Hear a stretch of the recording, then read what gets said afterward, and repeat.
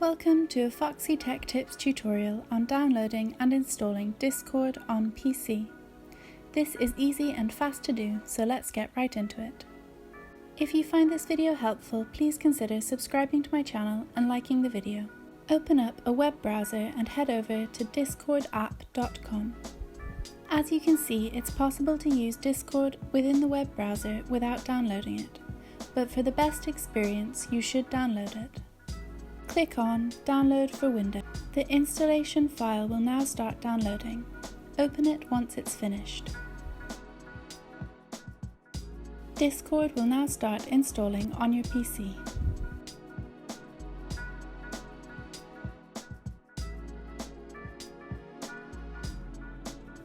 The app will launch automatically once it's finished. Discord is now installed and running on your PC. If you already have a Discord account, you can log in now, or else you can create a new account here.